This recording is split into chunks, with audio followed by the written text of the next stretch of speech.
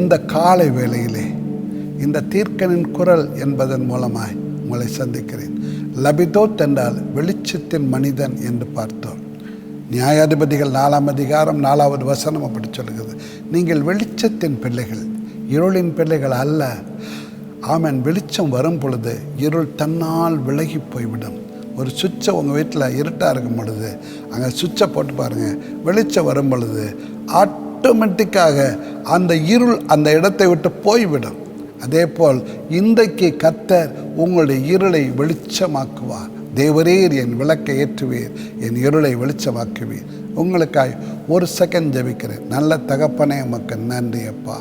தேவன் உங்கள் கையிலே ஒரு ஆசீர்வாதத்தை கொண்டு வந்து கொடுக்கிறார். ஆமேன். அதை பெற்றுக்கொள் மகனே, பெற்றுக்கொள் மகளே. இந்த நாள் உனக்கு கொடுக்கப்படுகிற இந்த பொருளாதார ஆசீர்வாதத்திற்காக ஆண்டவருக்கு நன்றி சொல்லு.